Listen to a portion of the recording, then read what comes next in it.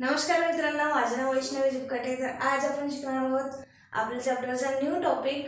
कोणता चॅप्टर आहे आपला? Plant growth and mineral nutrition. तर न्यू टॉपिक आहे आजचा. चला, तर न्यू टॉपिक आहे growth in plants can be measured in terms of. तर प्लांट्स मधली जी ग्रोथ आहे ती आपण कशी मोजू शकतो?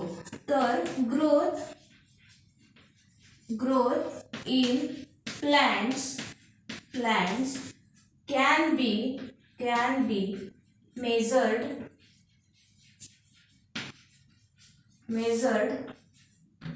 in terms of. तर प्लांट्सची ग्रोथ ही आपण कोणत्या मेथड्सनी, म्हणजे मेथड पण पाहणार आहोत आणि कशी होते ते पण पाहणार आहोत. ठीक आहे.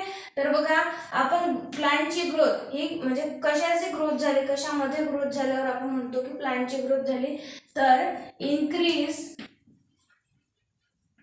इन्क्रीज इन नंबर ऑफ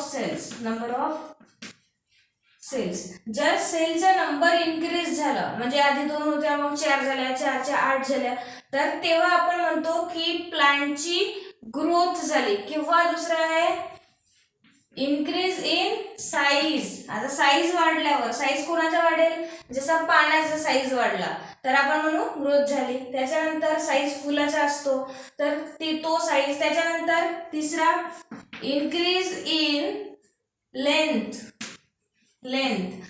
वाढली तर ग्रोथ झाली म्हणतो आपण. चौथा इन्क्रीज इन ड्राय वेट. आता ड्राय वेट काय असतो बघा?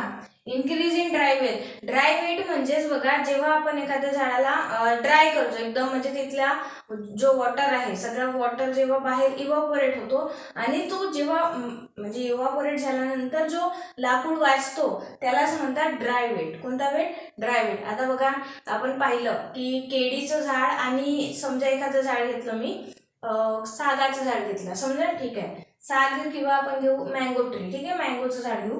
तर मँगोची फांदी बघाल तुम्ही आणि केळीची फांदी ही कधी आहे? जेव्हा ओला आहे. हे फांद्या जेव्हा ओल्या आहेत तेव्हाच्या फांद्या बघाल तर यांच्यामध्ये फरक दिसेल. आता ड्राय वेट मध्ये बघा किती जास्त फरक दिसतो. ड्राय वेट म्हणजेच बघा, आता इथलं पाणी म्हणजेच आंब्याच्या फांदीमधला म्हणजे बनाना स्टेम मधला जेव्हा पाणी इव्हॅपोरेट होईल तेव्हा ही बनानाची स्टेम ही ड्राय झाल्यावर कशी होईल? एकदम हलकी होईल का? आणि मँगोची जी स्टेम आहे ती हिच्यामधलं पाणी सगळं गेल्यावर हिचं ड्राय वेट वेगळा असणार आहे. म्हणजे ड्राय वेट म्हणजे समजत आहे का? म्हणजे काय? वॉटर पूर्ण इव्हॅपोरेट केल्यानंतर जो काही वस्तू आहे वाचलेली तिचं वेट म्हणजेच ड्राय वेट. ओके. मँगो ट्रीचा ड्राय वेट हा या बनानाच्या स्टेमपेक्षा, मँगो स्टेमचा ड्राय वेट हा बनानाच्या स्टेमपेक्षा जास्त असतो का? तर हा असतो ड्राय वेट. त्याच्यानंतर 6वी गोष्ट आहे, आपण कशामध्ये पुन्हा मेजर करतो बघा, 6 थिंग्सने मेजर करतो. तर दुसरा आहे पुन्हा increase in weight of organ. त्याच्यानंतर increase in girth of shoot. आता एक शूट आहे म्हणजेच स्टेम आहे. तर स्टेमची जर ही गिर्थ वाढली, म्हणजेच ही स्टेम जर वाढली तर आपण सुद्धा म्हणजे त्याला सुद्धा आपण काय म्हणतो? ग्रोथ झाली. Increase in girth of shoot. रूटच्या ऑपोजिट शूट. रूट खालचा, शूट वरचा. तर शूटची जर लेंथ इन्क्रीज झाली तर आपण त्याला वाढ असं म्हणतो. त्याच्यानंतर एरिया काय वाढणार आहे? 6वा आहे इन्क्रीज इन एरिया. आता आधी प्लांट छोटा होता तर तो एरिया कमी हे करायचा, याला कमी एरिया लागत होता. पण आता प्लांट मोठा झाला तर याला एरिया पण मोठा लागेल का?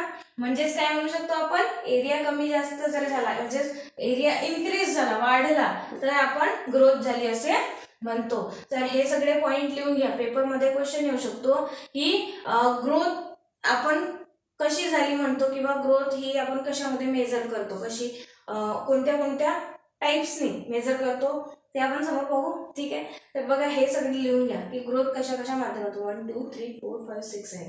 तर ग्रोथ कशी आपण ओळखतो. Increase in number of cell वाढल्यावर, increase in size, increase in length, increase in dry weight, increase in girth of shoot and increase in area. Okay. तर ही झाली ग्रोथ मेजर करण्याचे साधन. आपण यांच्या मदतीनं ग्रोथ जी आहे प्लांटची ती मेजर करतो. ओके. त्याच्यानंतर पाहू आपण थांबा टेस्टर टाकलेला नाही.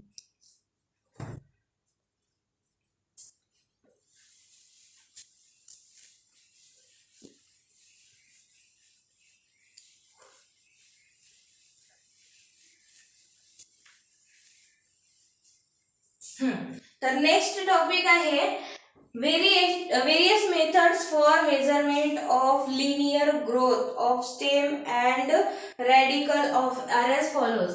तर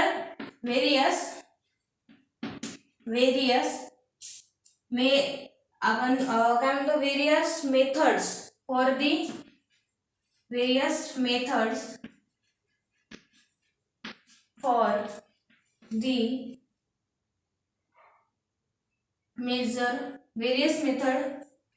for the measurement of linear growth. Measurement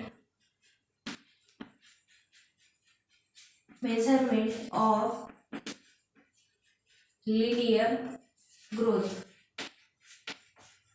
For the measurement of linear growth. म्हणजे आता आपण वेगवेगळ्या मेथड पाहणार आहोत की लिनियर ग्रोथ म्हणजे जी लेंथ वाली ग्रोथ आहे ती ग्रोथ कशा पद्धतीने जसा जसा टाइम वाढते तशी तशी ग्रोथ कशी म्हणजे वाढते. जर टाइम वाढत आहे तशी ग्रोथ वाढत असेल तर त्या प्रकारच्या ग्रोथला मेजर करण्यासाठी वेगवेगळे मेजरमेंट आहेत. तर कोणती आहेत बघा. पहिली आहे डायरेक्ट मेथड. पहिली मेथड आहे डायरेक्ट मेथड. ग्रोथला मेजर करण्याची ही मेथड आहे मेथड. ओके. Direct method. आता डायरेक्ट मेथड मध्ये काय होत आहे बघा. It can easily be measured with the help of ordinary measuring scale. तर ही जी डायरेक्ट मेथड आहे ही आपली साधी स्केल असते ना तर त्या ऑर्डिनरी स्केलनी आपण डायरेक्ट मोजू शकतो. स्केल लावून जसा आता हा प्लांट आहे. ठीक आहे. तर हा एवढा आहे म्हणजे ही आपण स्केल लावली. आधी पहिल्या दिवशी मोजलं आणि मग दुसऱ्या दिवशी. तर ही आपण जी डायरेक्ट मोजतो दुसऱ्या दिवशी मोजलो तर बघा जी डायरेक्टली मोजतो ना आपण डायरेक्ट स्केलनी ऑर्डिनरी स्केलनी तर याच मेथडला म्हणतात डायरेक्ट मेथड. आणि मेथड्स लक्षात ठेवायचं. सेपरेट बॉक्स मध्ये दिले आहेत. ऑलरेडी नोट्स काढून दिलेले आहेत म्हणून मी तेवढी जास्त नोट्स वगैरे काढून देत नाहीये या टॉपिकवर. ओके. तुमच्या पुस्तकामध्ये पेज नंबर 135 वर एक बॉक्स आहे येलो कलरचा त्याच्यामधली ही इन्फॉर्मेशन आहे. तर डायरेक्ट मेथड काय म्हणताय की it can be easily measured with the help of ordinary measuring scale. It can be measured with the help of ordinary scale. तर साध्या स्केलनी आपण मोजू शकतो. तर हिला म्हणतात डायरेक्ट मेथड. कोणती मेथड. Direct method. त्याच्यानंतर नेक्स्ट मेथड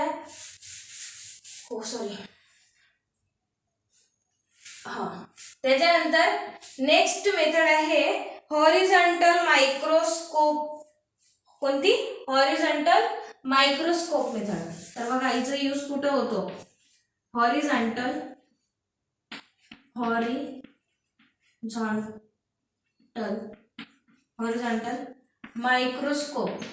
मायक्रोस्कोप. तर हॉरिझॉन्टल मायक्रोस्कोप मेथड जी आहे ही जी पिकं असतात आपली ती जमिनीतले म्हणजे आपल्या फील्ड मधले आपल्या शेतामधले पिकांची मेजरमेंट पिकांची वाढ मेजर करण्यासाठी हॉरिझॉन्टल मायक्रोस्कोपचा वापर केला जातो. Okay. It is use to measure the growth in field. It is use to measure growth in field, growth in field. तर ही जी मेथड आहे हॉरिझॉन्टल मायक्रोस्कोप मेथड, ही पिकांचं मेजर करण्यासाठी वापरली जाते शेतीमध्ये. ठीक आहे, हॉरिझॉन्टल मेथड. त्याच्यानंतर थर्ड मेथड आहे ऑक्झोनोमीटर. तिसरी आहे ऑक्झोनोमीटर. ऑक्झोनोमीटर. आता बघा मी सांगते तुम्हाला ऑक्झोनोमीटर कसं असतं. याच्यामध्ये आर्क असते, काय असते बघा, एक प्लांट आहे समजा, त्याची आपल्याला ग्रोथ मेजर करायची आहे. ओके, तर हा प्लांट, याची हाईट एवढी आहे आणि ऑक्झोनोमीटर काय असतो नेमका हे लक्षात द्या. आता काय होते की बघा, एक स्टँड लावलेला असतो आणि स्टँड वरती असतो एक आर्क, ज्याच्यावर रीडिंग असते. जशी स्केलवर रीडिंग असते तशीच या आर्कवर रीडिंग असते आणि ही आर्क या स्टँडला अशी लावलेली असते. ओके, हा. तर बघा आणखी, आणि इथं एक असतो असा ॲरो सारखा एक स्ट्रीप असते ॲरोची, जी आपल्याला इथून मेजरमेंट सांगते. आता इथं काय केलं जातं की हा जो प्लांट आहे याच्या टोकाला धरून एक रस्सी बांधली जाते. काय बांधली जाते? रस्सी. आणि इथं लावलं जातं एक weight.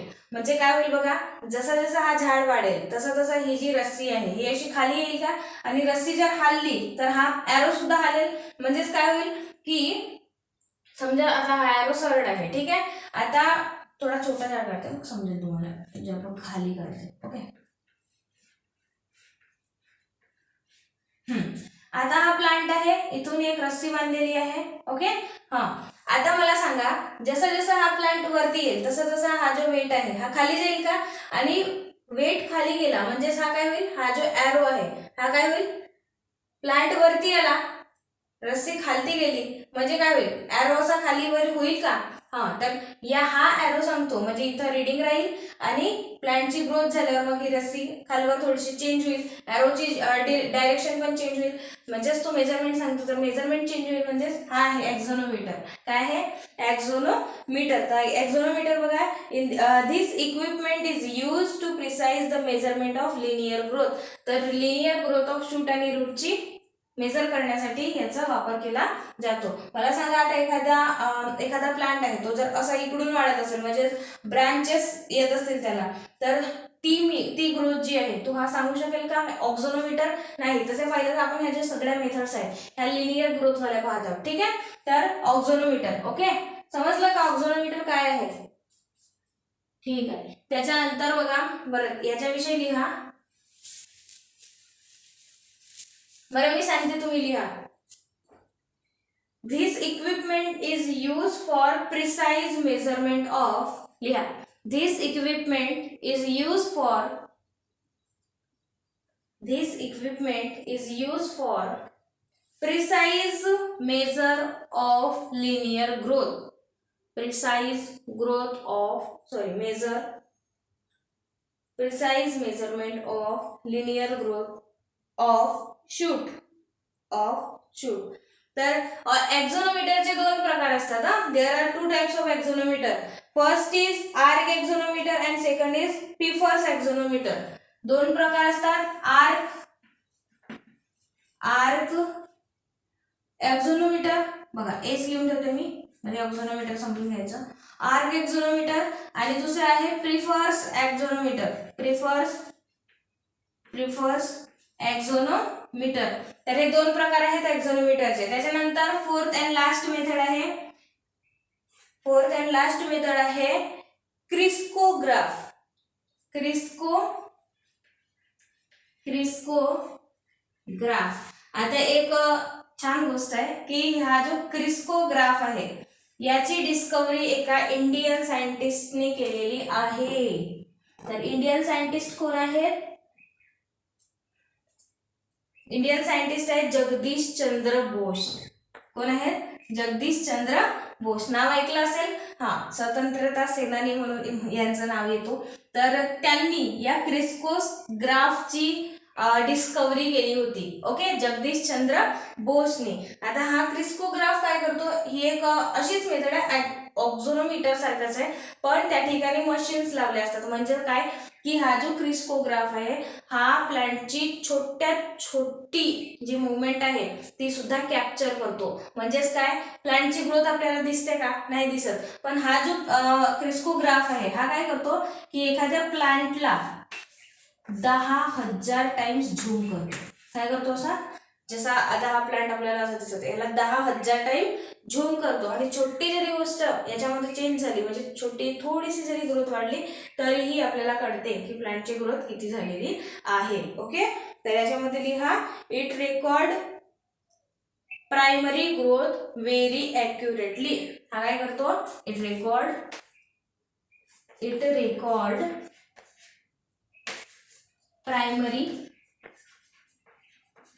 primary growth very accurately. जी छोटीशी ग्रोथ आहे ती सुद्धा ॲक्युरेटली मेजर करतो. आणि शोध कोणी लावला यांना, it is developed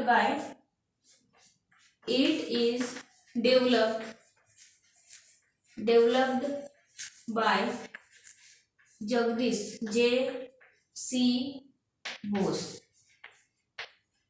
J.C. Bose. Jagdish Chandra Bose. तर various methods of measurement of linear growth. समजलंय का? ओके, समजलं असेल तर हे सगळे नोट्स आधी लिहून घ्या. 4 टाईपचे मायक्रोस्कोप आहेत आणि हे 4 टाईपचे मायक्रोस्कोप झाले की नंतर आपण पाहू growth rate and types of growth. ठीक आहे, तर झालं का लिहून? स्क्रीनशॉट घेऊन घ्या. त्याच्यानंतर आपण growth rate and types of growth पाहू.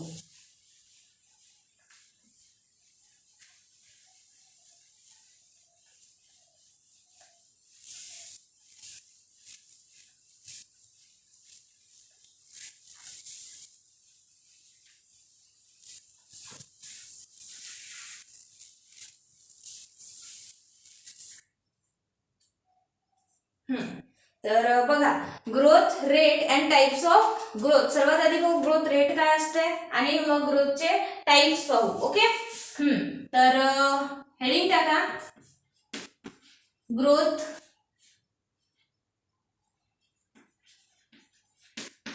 Growth rate and types of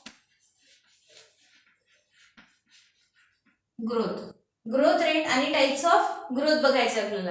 तर what is growth rate? Let me एक मिनिट, कॅमेरा चेक करू द्या आधी.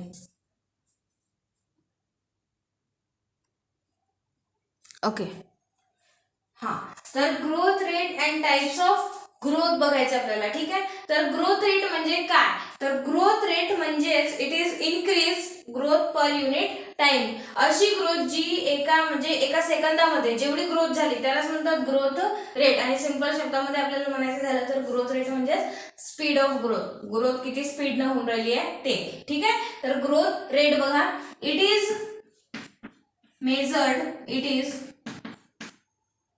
is a growth, it is the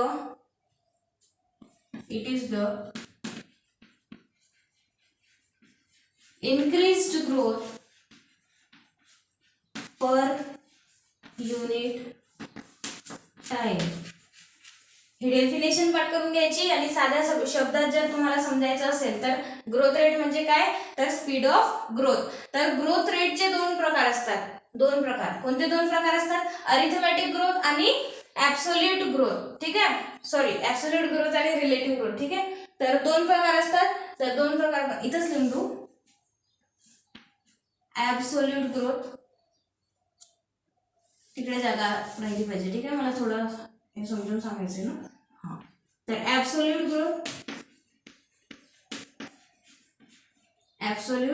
growth काय असते हे बघू आपण. त्याच्यानंतर आहे रिलेटिव्ह ग्रोथ. ऍब्सोल्यूट ग्रोथ आणि रिलेटिव्ह ग्रोथ. आधी आपण यांची डेफिनेशन आणि यांचे पॉइंट्स आधी लिहून घेऊ, त्याच्यानंतर मी एक्सप्लेन करून सांगते एक एक्झाम्पल घेऊन. ठीक आहे, तर बघा, ऍब्सोल्यूट ग्रोथ म्हणजे काय, तर measurement and comparison of total growth per unit time. Absolute growth म्हणजे measurement measurement and comparison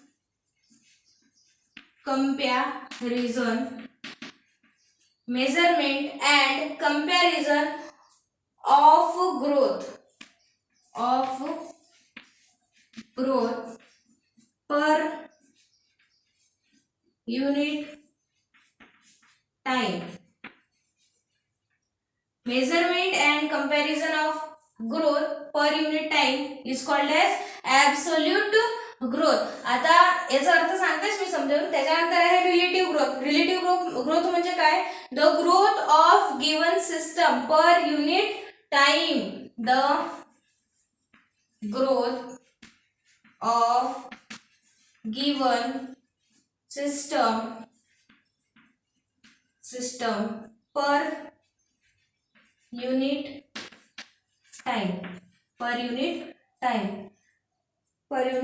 time expressed on a common basis per unit initial parameter. Expressed in a common basis. Explain in a common basis per unit initial parameter. Per unit initial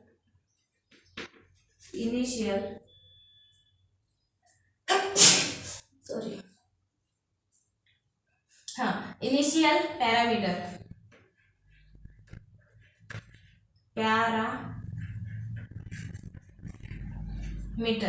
तर absolute growth म्हणजे काय? The measurement of comparison of growth unit per unit time. म्हणजेच ग्रोथची comparison काय असते सांगते मी, समजावून, don't वरी. त्याच्यानंतर relative growth म्हणजे the growth of given system per unit time expressed in a common basis per initial parameter. तर इनिशियल पॅरामीटरला कम्पेअर करून ही जी relative growth आहे ती काढली जाते. ती कशी काढली जाते ते आपण पाहूच. तर बघा, ऍब्सोल्यूट ग्रोथचा फॉर्म्युला काय आहे? ऍब्सोल्यूट, ए म्हणजे ऍब्सोल्यूट, जी म्हणजे ग्रोथ, आर म्हणजे रेट. म्हणजे AGR इज इक्वल टू काय आहे? AGR is equal to DN by DT. हा आहे ऍब्सोल्यूट ग्रोथ रेटचा फॉर्म्युला. तर व्हेअर मध्ये लिहा, व्हेअर असं DN बाय DT च्या खाली, म्हणजे याच्या खाली लिहा where DN is equal to change in number of cells. तर DN is equal to change in number of cells. Number of cells किती चेंज झाल्या? हा DN. आणि DT काय आहे? DT is a time. त्या किती टाइम मध्ये? म्हणजे चेंज इन टाइम. तर ठीक आहे, DN म्हणजे चेंज इन सेल्स आणि DT म्हणजेच काय होते? Change in time. ओके. त्याच्यानंतर RGR चा फॉर्म्युला म्हणजे रिलेटिव्ह ग्रोथ रेटचा फॉर्म्युला RGR. तर RGR कसा येतो? AGR divided by number of cells. म्हणजे इनिशियल नंबर ऑफ सेल्स नी डिवाइड करायचं AGR ला. आता बघा, हे तुम्ही तुमच्या नोट्स मध्ये लिहून टाका. मग मी तुम्हाला आता समजून सांगते काय आहे. बघा, आता एक एक्झाम्पल घेतला आपण. रिलेटिव्ह ग्रोथ आणि ऍब्सोल्यूट ग्रोथ समजून सांगत आहे. ओके. तर हा एक लीफ आहे, ठीक आहे, आणि हा दुसरा लीफ आहे. याचा सरफेस एरिया आहे समजा 5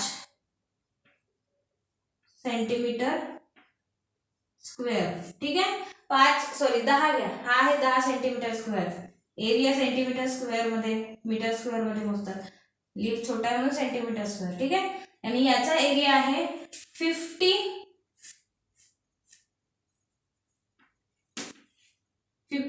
सेंटीमीटर स्क्वेअर. तर बघा, आता काही वेळानंतर समजा, म्हणजे काही काळानंतर हा जो लीफ आहे हा एवढा वाढला. म्हणजे हा लीफ जो आहे तो 5 सेंटीमीटर स्क्वेअर वाढलेला आहे. आणि हा दुसरा जो लीफ आहे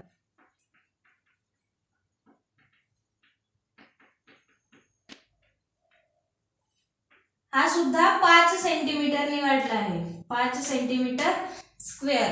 आता मी समजून सांगत आहे तुम्हाला ऍब्सोल्यूट ग्रोथ काय असते आणि रिलेटिव्ह ग्रोथ काय असते बघा.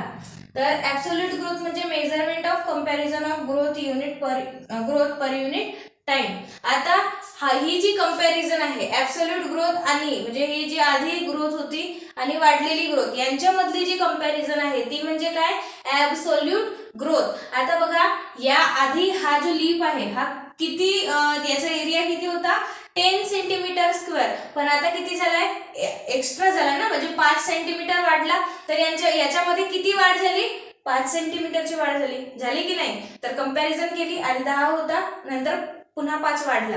ठीक आहे. तर याच्यानंतर इकडे बघा याच्यामध्ये 5 सेंटीमीटरची वाढ झालेली आहे. म्हणजेच बघा ऍब्सोल्यूट ग्रोथ रेट जो आहे तो सेम आहे दोघांमध्येही. म्हणजे त्याच्यामध्ये 5 सेंटीमीटर स्क्वेअर वाढलेला आहे आणि इथं पण 5 सेंटीमीटर स्क्वेअर हा वाढलेला आहे, सेंटीमीटर स्क्वेअर.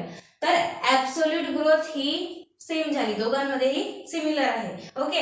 आता रिलेटिव्ह ग्रोथ पाहू. रिलेटिव्ह ग्रोथ म्हणजे काय, तर growth of a given system per unit time expressed in a common basis per unit initial measurement. आता बघा म्हणजे आता इनिशियल मेजरमेंटच्या किती पर्सेंट ग्रोथ झालेली आहे म्हणजेच रिलेटिव्ह ग्रोथ रेट. रिलेटिव्ह म्हणजे एखाद्या गोष्टीला ऑब्जेक्ट घ्यावं लागतं, मग त्याच्यापेक्षा आपण समजा आता रिलेटिव्ह ग्रोथ आपण कंपॅरिझन करतो, याच्यामध्ये कंपॅरिझन असते.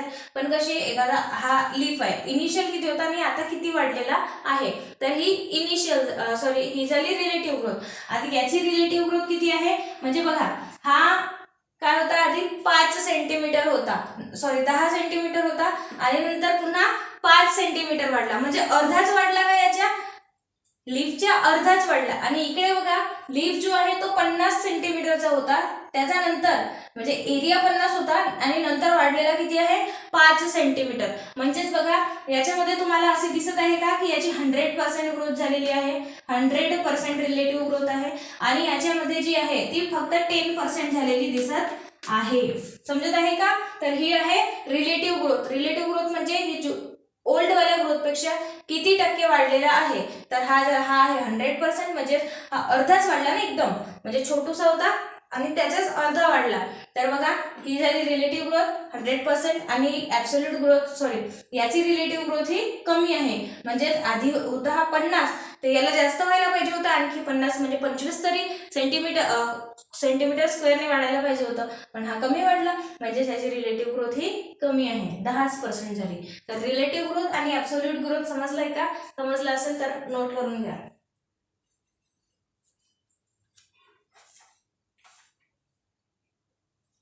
झालं.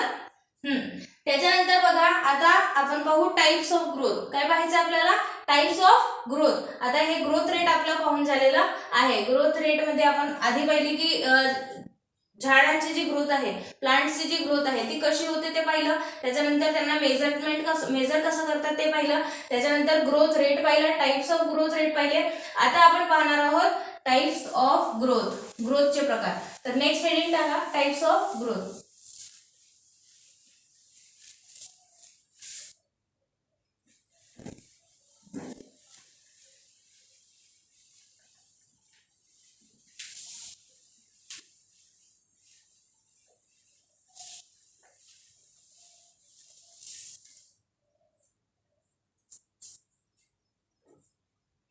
Types of growth. आणि या क्वेश्चन मधून या टॉपिक मधून डायरेक्ट तुम्हाला कंपॅरिझन वाला क्वेश्चन येऊ शकतो. कंपॅरिझन म्हणजे तो डिस्टिंग्विश बिटवीन क्वेश्चन येतात ना, तर याच्यामधून तोच क्वेश्चन येऊ शकतो. म्हणून आपण डायरेक्टली काय करू, कंपॅरिझन करूनच शिकू. ठीक आहे. तर टाइप्स ऑफ ग्रोथ, तर किती प्रकारचे टाइप्स आहेत, 2 प्रकारचे, अरिथमॅटिक ग्रोथ आणि जॉमेट्रिक ग्रोथ. अरिथमॅटिक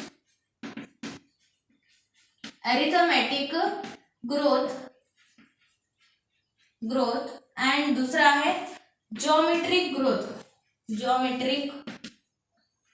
काय असते बघू आपण. ठीक आहे.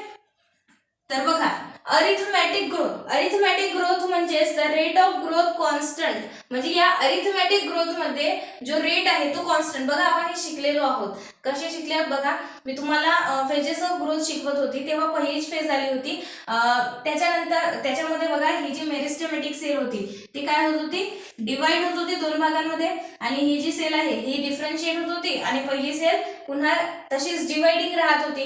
म्हणजेच काय, तर हीच आहे अरिथमॅटिक ग्रोथ. अरिथमॅटिक ग्रोथ म्हणजे काय, मध्ये काय होते की जी ग्रोथ आहे ती कॉन्स्टंट असते. काय असते, कॉन्स्टंटली वाढत असते. ठीक आहे, अरिथमॅटिक ग्रोथ. आणि जॉमेट्रिक ग्रोथ कशी असते, आधी हळूहळू वाढेल आणि नंतर अशी एकदम जास्त वाढेल, तर ती आहे जॉमेट्रिक ग्रोथ. ती कशी आहे, जॉमेट्रिक ग्रोथ काय असते, बरं मी एक्झाम्पल देऊन व्यवस्थित समजावून सांगते. आधी आपण पॉइंट्स काढून घेऊ अरिथमॅटिक ग्रोथ आणि जॉमेट्रिक ग्रोथचे. तर फर्स्ट पॉइंट लिहा, it is a constant growth.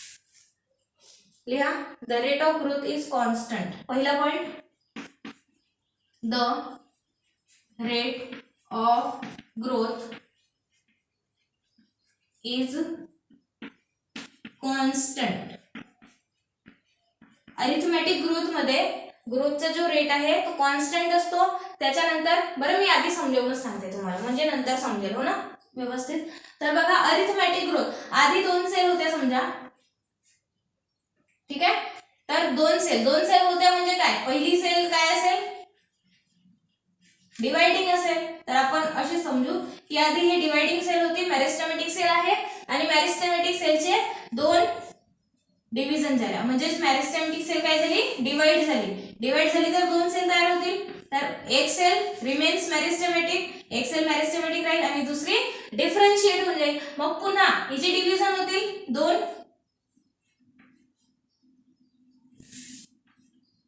He G मेरिस्टेमॅटिक sale आहे ही डिवाइड झाली दोन भागांमध्ये, आणि ही जशीच्या तशी राहील, कारण ही डिव्हिजन मध्ये गेलेली नाहीये. म्हणजेच काय, इथून पुन्हा एक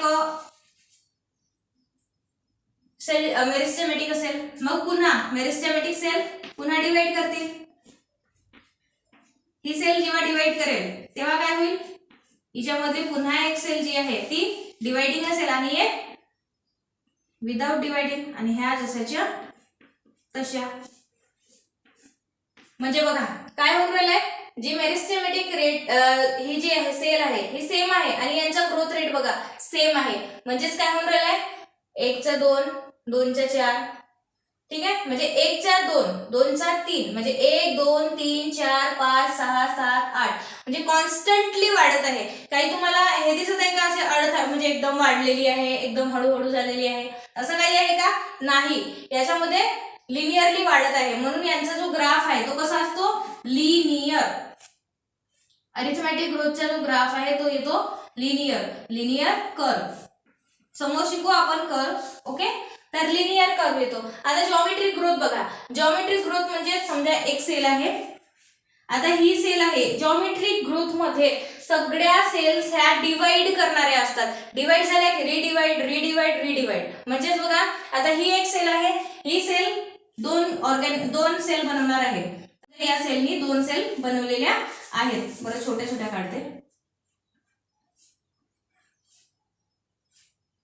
दोन सेल बनवल्या, तर दोन सेल डिवाइड झाल्या म्हणजे 1 पासून 2 झाल्या. आता ह्या ज्या दोन सेल बनलेल्या आहेत ह्या पुन्हा डिवाइड करतील. म्हणजेच काय की यांचे दोन बनतील, 2 सेल, आणि या सेलचे 2 सेल, म्हणजेच किती झाल्या, 4 झाल्या.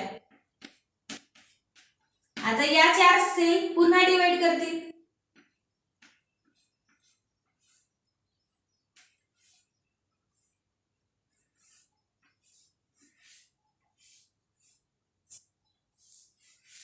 बघा 4च्या किती होतील, 8, म्हणजे ही 2, या सेलच्या 2, आणि या सेलच्या पुन्हा 2, ठीक आहे, या सेलच्या पुन्हा 2. म्हणजे काय होताना दिसत आहे तुम्हाला, सगळ्या सेल्स काय होत आहेत, डिवाइड होऊन राहिल्या आहेत जॉमेट्रिक ग्रोथ मध्ये. आणि अरिथमॅटिक ग्रोथ मध्ये एक सेल डिव्हिजन मध्ये जात आहे आणि एक डिफरन्शिएट होऊन राहिलेली आहे. तर जॉमेट्रिक ग्रोथ मध्ये काय होते, the rate of growth is slow initially and expand and exponential rate. बघा अँड नेक्स्ट बघा the growth rate, the rate of growth लिहा, the rate of growth, the rate of growth slow initially and then exponentially grow and then sorry exponentially मग then exponential, ठीक आहे असं घ्या. तर बघा आधी ग्रोथ रेट जो आहे तो स्लो असतो, म्हणजेच काय 1च्या 2 झाल्या स्लो झाला, ठीक आहे. आता बघा 2च्या 4 झाल्या स्लो झाला. आता नेक्स्ट लक्ष द्या, आता 8 आहेत, 8च्या डायरेक्ट किती बनणार आहे 16, 16च्या डायरेक्ट 32, 32च्या डायरेक्ट समोर, ठीक आहे. तर एवढ्या सगळ्या जे सेल्स आहेत ह्या अचानक वाढून राहिल्या. आता समजत आहे का, म्हणजे आधी स्लो होता 2च्या 1च्या 2 झाल्या, 2च्या 4 झाल्या आणि 16 झाल्या, 16च्या मग अशा वाढत गेल्या 32 झाल्या, मग 32च्या किती होतील 64 होतील, मग अशा वाढत जातील, ठीक आहे. तर ही जी ग्रोथ आहे ती आधी स्लो असते आणि नंतर एक्सपोनेन्शियल असते, एक्सपोनेन्शियली ग्रोथ वाढते. आता जसा या अरिथमेटिक ग्रोथचा जो अरिथमेटिक ग्रोथचा लिनियर कर्व आला होता, कारण त्यांची ग्रोथ कशी होत होती कॉन्स्टंटली होत होती. पण आता जॉमेट्रिक ग्रोथ मध्ये हा जो कर्व आहे हा कसा असणार आहे जे शेप्ड कर्व असणार आहे. म्हणजेच काय, तर जी ग्रोथ आहे ती अचानकली वाढत राहील का, म्हणजे बघा असा एक डायग्राम हे आहे, याच्यामध्ये बघा आधी इनिशियली ही ग्रोथ जी आहे ती स्लो होती आणि नंतर अचानक वाढायला लागली. तर तुम्हाला जे सारखा दिसून राहिला का हा कर्व, तर याला जे शेप्ड कर्व म्हणतात, ठीक आहे. यांचा कर्व कोणत्या शेपचा असतो, जे शेप्ड चा असतो, ठीक आहे. कर्व ओके झालं, हे पॉइंट समजले. त्याच्यानंतर हे आपल्याला पॉइंट लिहायचे की मायटोसिसच्या नंतर एक सेल डिव्हिजन मध्ये असते आणि दुसरी डिफरन्शिएट होते. तर याच्यामध्ये लिहा मायटोसिस ऑफ सेल,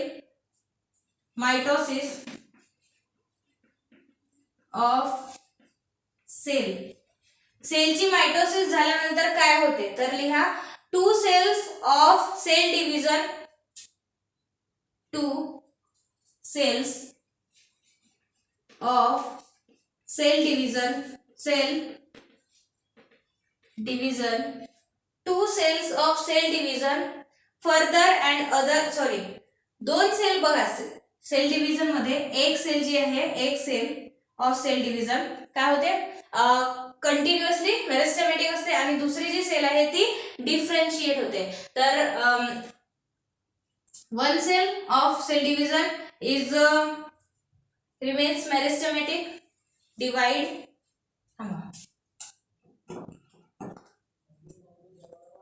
सेल बघा one cell of cell division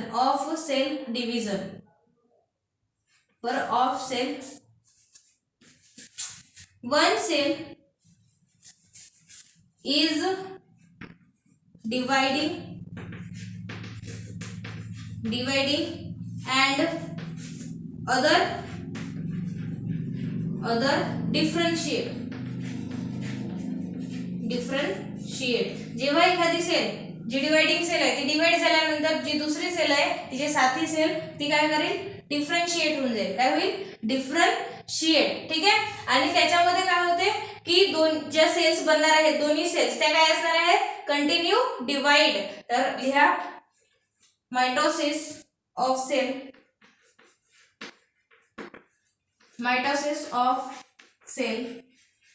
सेलच्या मायटोसिस मध्ये काय होईल both cells are continuous in म्हणजे continuously divide, both cells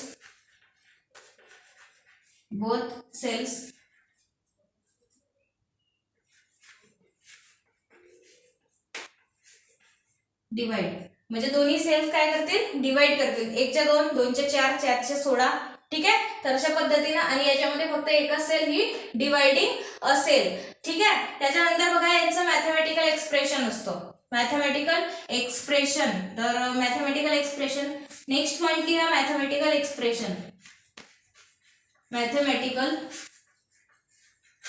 expression.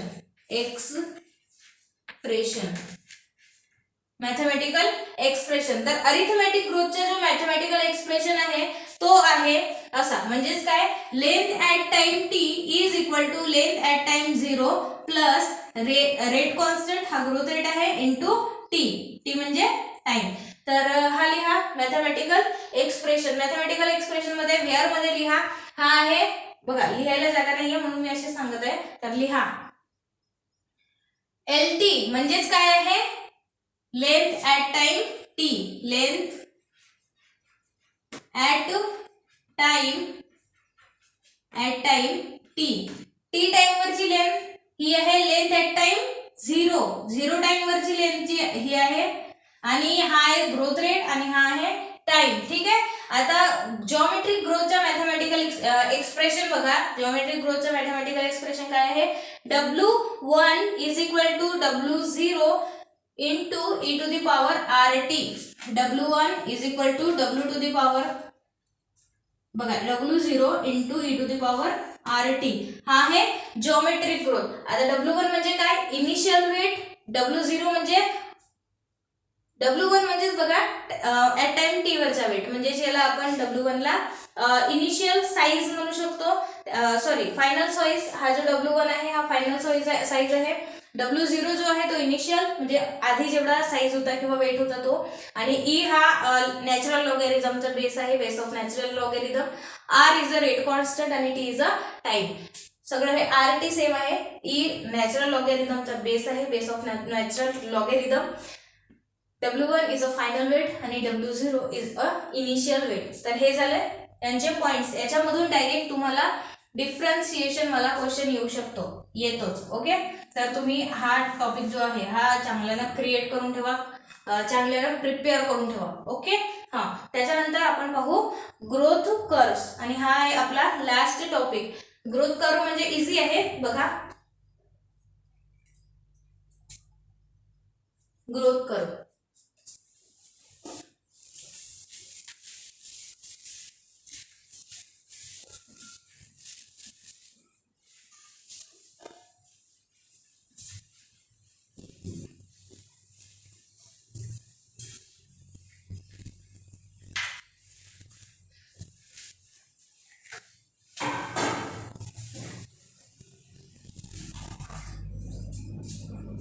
Growth curve.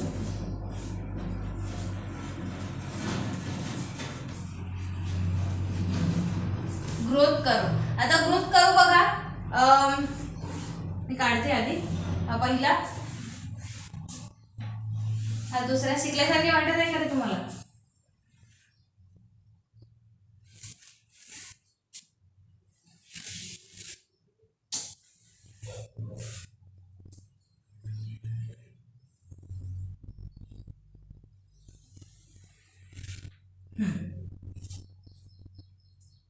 तर बघा हे ग्रोथ कर्व आहेत. तर पहिला ग्रोथ जो आहे तो तुम्हाला अरिथमॅटिक ग्रोथचा दिसून राहिलाय का, लिनियर ग्रोथ. ठीक आहे. तर हा आहे लिनियर ओके. तर अरिथमॅटिक ग्रोथ आहे, लिनियर ग्रोथ म्हणजे ग्राफ आहे हा, लिनियर ग्राफ. पहिला प्रकार आहे लिनियर कर्व.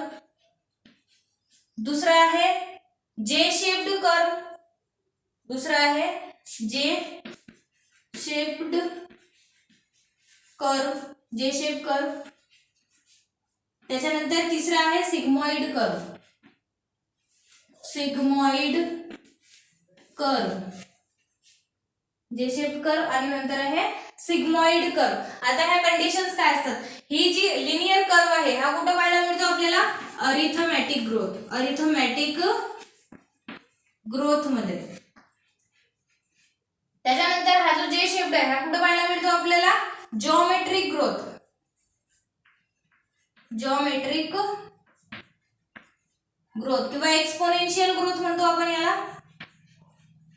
आणि सिग्मॉइड कर्व जो आहे हा जनरली आता म्हणजे नेहमी सिग्मॉइड कर्वच असतो, पण आपल्याला शिकायचं झालं तर हे दोन कर्व आपण पाहतो. कसं बघा, लिनियर कर्व मध्ये जी ग्रोथ आहे ती कॉन्स्टंट असते, जसं जसं टाइम वाढेल तसं तशी ग्रोथ पण वाढेल. ठीक आहे. आता आणि हा जो आहे जे शेप कर्व, याच्यामध्ये काय होतं बघा, इथं टाइम घेतला आपण, इथं टाइम घेतला तरी जास्त ग्रोथ झाली का, नाही झाली. पण आता बघा कमी वेळेमध्ये, आता काही वेळ अशी येईल म्हणजे जास्त आधी आपल्याला जास्त ग्रोथ दिसणार नाही, इनिशियली रेट कमी असेल हा रेट, त्याच्यानंतर बघा अचानक टाइम कमी लागेल तरी पण ग्रोथ जी आहे ती एकदम झपाट्यानं होईल. म्हणजे आधी एवढी होती, नंतर एवढी आणि नंतर एवढी, म्हणजे टाइम किती लागला आणि ग्रोथ बघा, टाइम कमी आणि ग्रोथ जास्त, म्हणजे हा आहे जॉमेट्रिक ग्रोथ. कोणता ग्रोथ?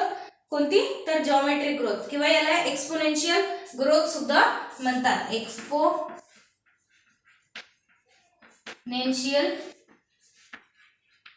ग्रोथ. ठीक आहे. आणि त्याच्यानंतर तो जो आहे लास्ट वाला तो आहे सिग्मॉइड कर्व. कोणता कर्व आहे? Sigmoid curve. आधी याच्या मध्ये बघा हा जो शेप आहे हा कोणता शेप आहे? एस शेप असतो आणि याच्यामध्ये बघा फेजेस असतात. आता ही जी स्लो ग्रोथ वाली फेज आहे हिला म्हणतात लॅग फेज. कोणती फेज? Lag phase. त्याच्यानंतर ही एक्सपोनेन्शियली अचानक वाढल्यासारखी तुम्हाला दिसून राहिली आहे का लाईन, तर हिला म्हणतात लॉग फेज. कोणती फेज? बघा कन्फ्यूज व्हायचं नाही, हा आहे लॅग आणि हा आहे लॉग. तर ही पहिली लॅग फेज, दुसरी लॉग फेज आणि जी तिसरी आहे ती आहे स्टेशनरी फेज. कोणती फेज? Stationary phase. तर यांच्यामध्ये काय होते बघा, लॅग फेज मध्ये ग्रोथ ही स्लो असते, लॉग फेज मध्ये ग्रोथ फास्टर असते आणि स्टेशनरी फेज मध्ये ही जी ग्रोथ आहे ती कशी ते कॉन्स्टंट वर येऊन जाते. ठीक आहे. समजा ते वाढते पण तेवढी जास्त वाढत नाही, अशी एकदम दिसण्यालायक वाढत नाही. समजत आहे का? म्हणजेच काय झालं असतं बघा, झाडं जी आहेत ती अशी या फेजने वाढलेली असते, लॉग फेजने, तर अशी म्हणजे वाढतच गेली असते, वाढतच भरपूर उंच झाली असते. पण तसं होते का? नाही, झाडं आधी हळूहळू वाढतात, आपल्याला दिसत पण नाही झाड वाढत आहे की नाही म्हणून. मग काय होते, अचानक झाड वाढतो, म्हणजेच ती कोणती फेज असते? Log phase. आणि लॉग फेज झाली, झाडाची वाढ झाली, म्हणजे काय होते? स्टेशनरी फेज येते, म्हणजे झाडाची वाढ एकदम थोडी होते, एकदम कमी झाल्यासारखी वाटते, थांबल्यासारखी वाटते. पण ऍक्च्युअली ते थांबत नसते, वाढतच असते, पण स्टेशनरी झाल्यासारखी वाटते. तर ही आहे स्टेशनरी फेज. समजलं? तर तुम्ही या ग्राफच्या खाली असं लिहा, लॉग फेज, लॅग फेज आणि स्टेशनरी फेज. Stationary phase. आणि याच्या समोर लिहा, लॉग फेज मध्ये स्लो रेट, ग्रोथचा स्लो रेट, लॅग फेज पहिली, दुसरी आहे लॉग फेज. तर लॅग फेज मध्ये स्लो रेट, लॉग फेज मध्ये फास्टर रेट मध्ये ग्रोथ होते आणि स्टेशनरी फेज मध्ये स्लो डाऊन होते. समजलं? ग्रोथ काय होते? Slow down. ओके.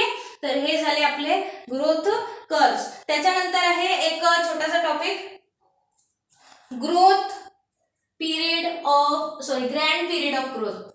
हे लिहून झालं असेल तर म्हणजे बघा स्क्रीनशॉट घेऊन घ्या, मिटवते आता मी. Grand growth period last topic आहे आपला, छोटीशी डेफिनेशन आहे.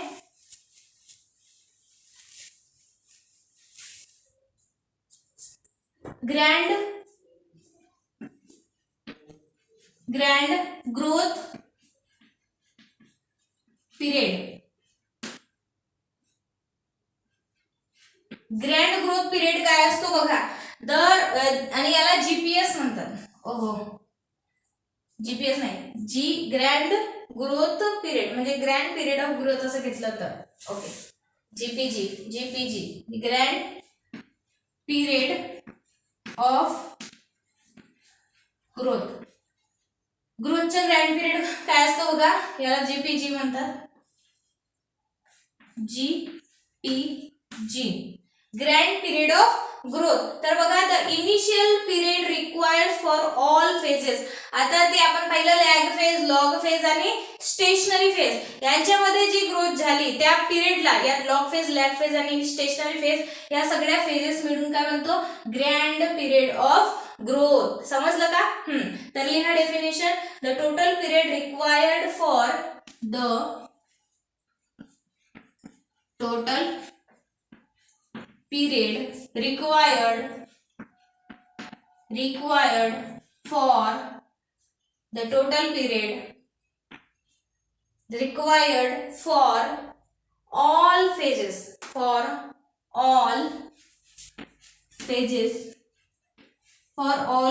कोणत्या फेजेस?